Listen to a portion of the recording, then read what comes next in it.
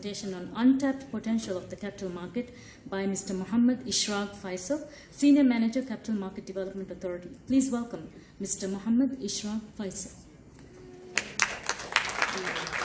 Assalamu alaikum. Good morning, everyone. I'm actually very nervous to start because I have to follow one of the leading experts in the field, and here I am from a small country. So I would like to highlight untapped potential of the capital markets. I would look at the issues and what we still have to tap into.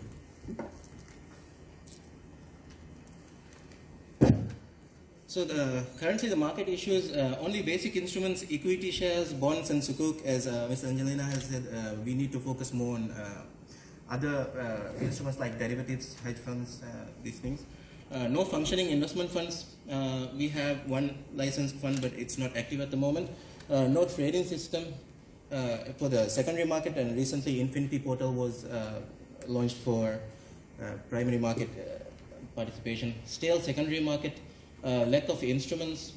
We don't have variety. We don't have only MVR denominated instruments. We need more currency denominations. Only one USD bond is listed at the moment by STO.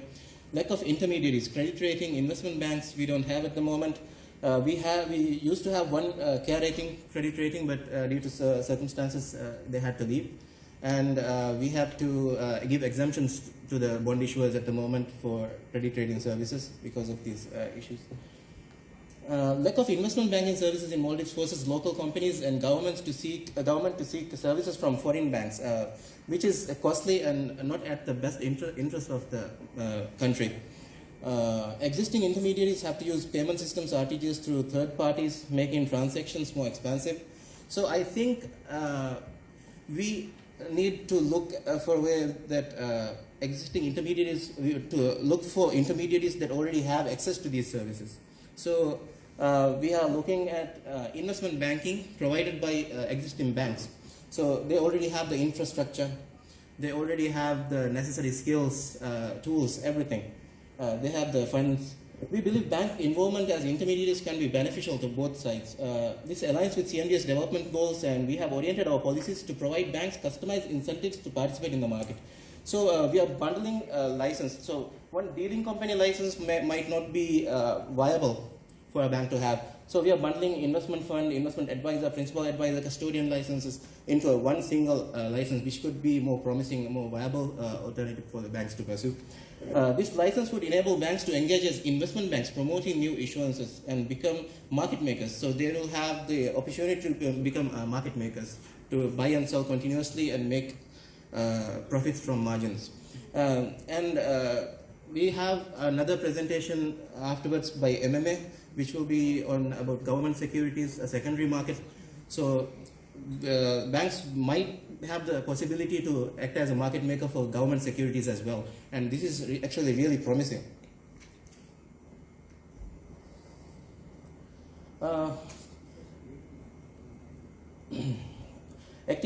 Banks can act as lead arrangers for government councils in bond issues because they have the necessary skill sets and technical expertise. So the government and councils can just focus on the project part of the financing.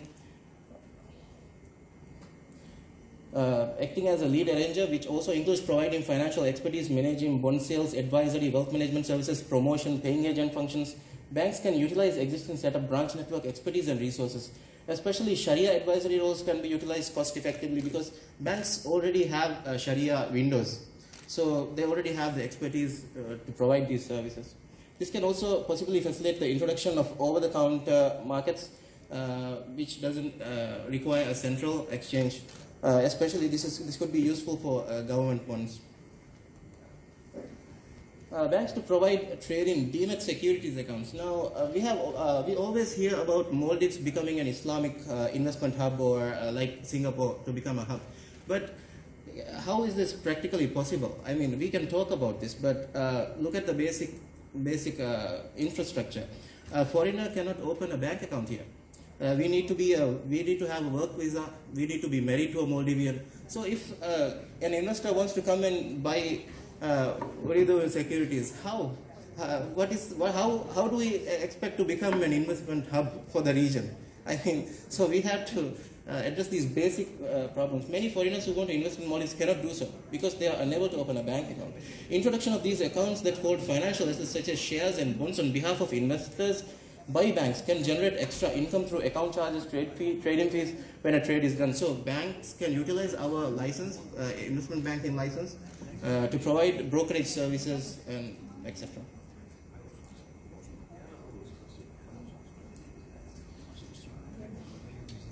So untapped industries, our largest industries, the tourism industry and fisheries industry, we don't have significant participation at the moment in the market. So let's say no resort or fisheries or construction sector listings. What if a resort listed? So I remember the first time, whenever I go abroad or on a training or an office-related trip, everyone keeps asking me, "You're from the Capital Market Development Authority, so there must be really huge resorts listed on in your country." And I'm ashamed to say that there's none, because everyone expects Maldives to have resorts listed. This is common sense. Even Ms. Angelina Kwan, I remember the first time I met you, you posed the same question to me. So. Increased dollar availability in the economy. Resorts can issue dollar equity shares where dividends can be paid in dollars. USD denominated instruments for diversification.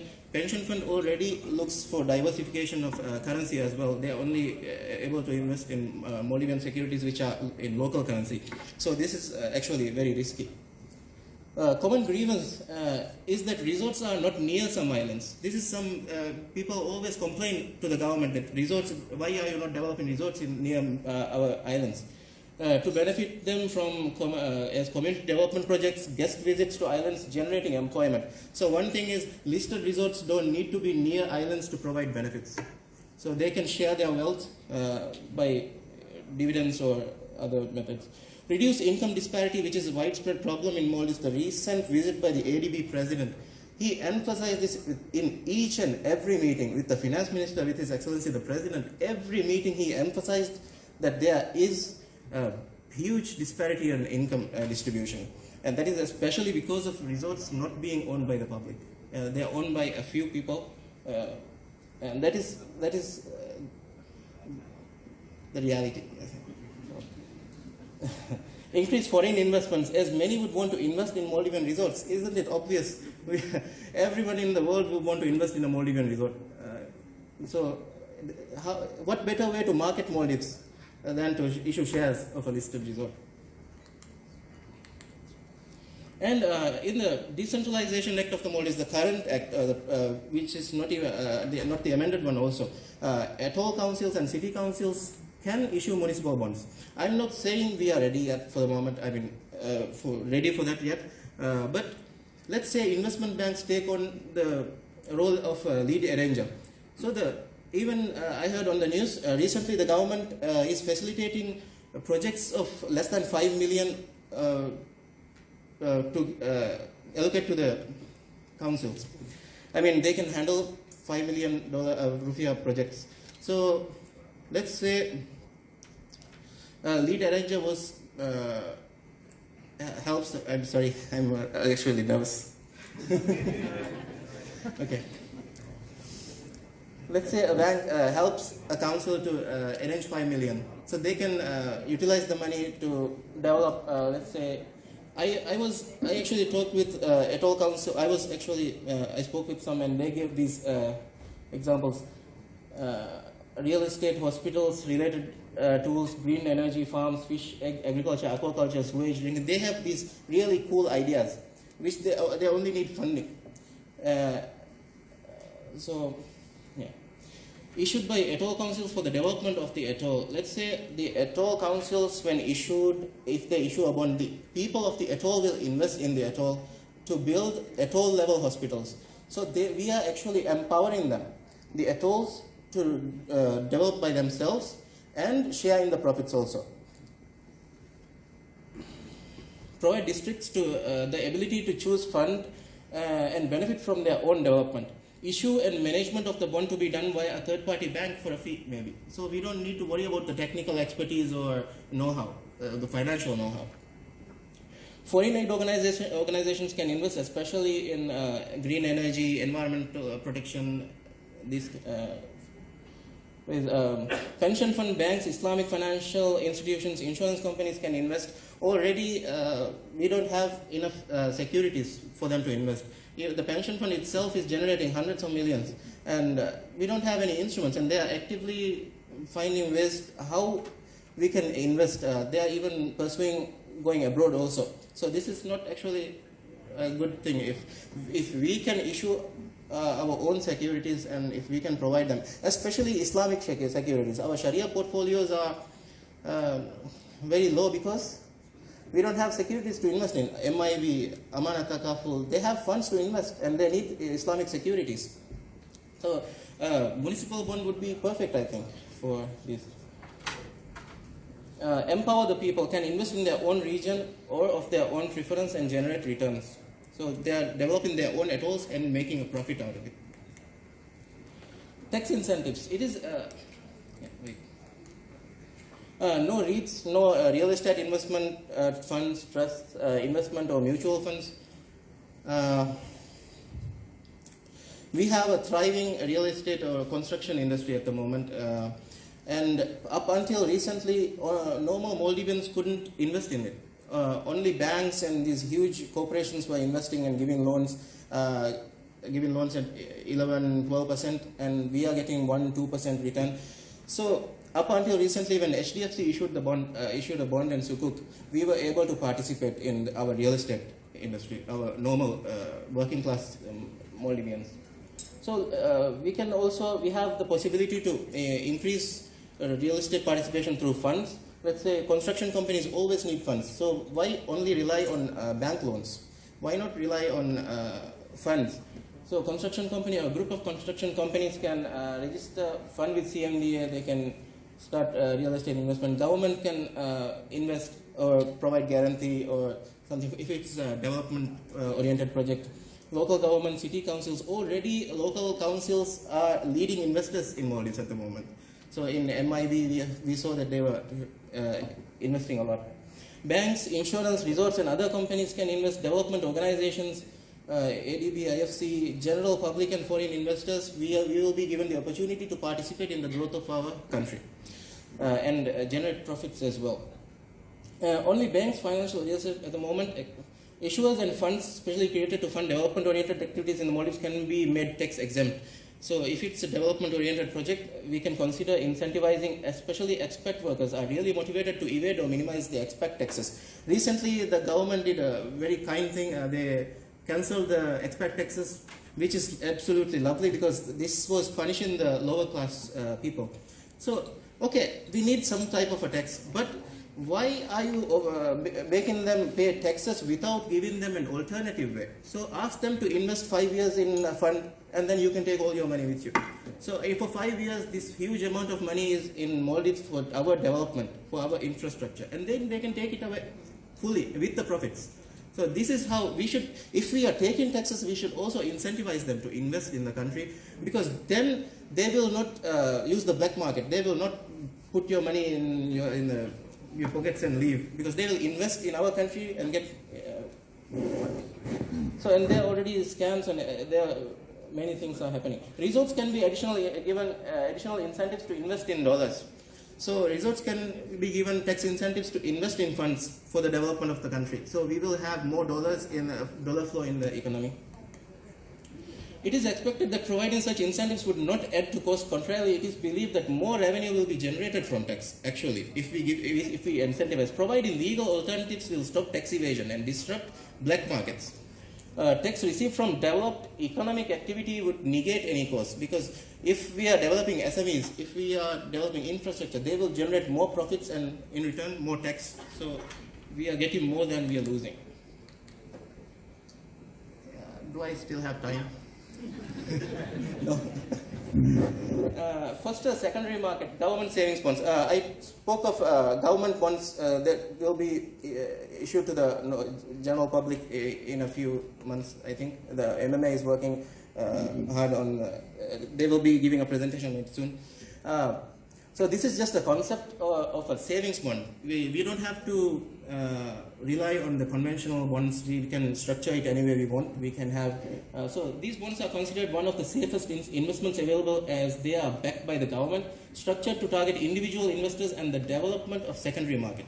So I told you about the stale secondary market we have, and then we can use government bonds for the welfare of the people, so we can target individuals, foster investment activities. Most savings bonds are made even more attractive, as they usually come with tax incentives, enforced liquidity, kickstart the second, early redemption penalty.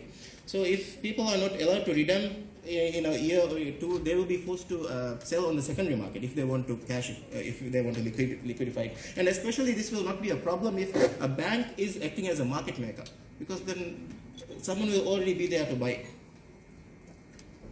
Contribute to the establishment of a yield curve and risk-free rates. This was a huge problem until recently, because our treasury rates were 11%, 12%, which was unbelievable. And our private sector was unable to issue bonds competing the treasury bonds. How?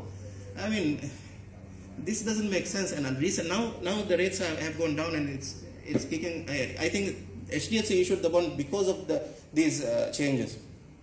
Was able to issue.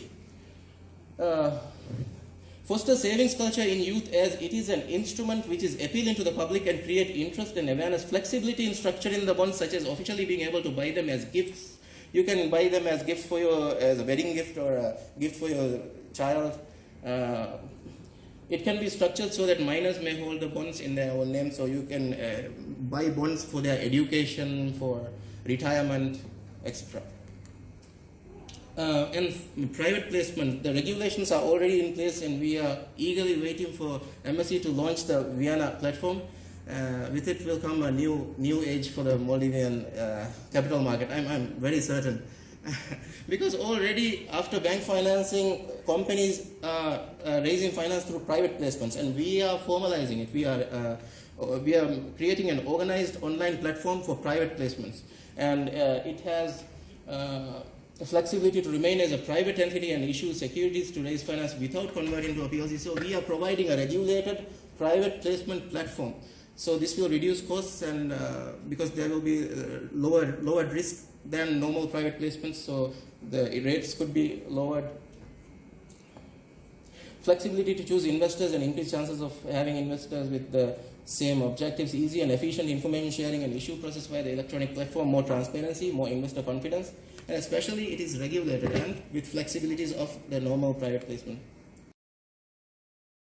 This is, I always show this structure because it is very interesting, because the SMEs can directly participate in the Vienna electronic platform, and which retail investors and institutional investors can fund the SMEs directly, or the SMEs can go to the SME bank, which in turn can sell collateralized debt obligations, or they can renew their funds by selling their loan portfolios on the Vienna platform.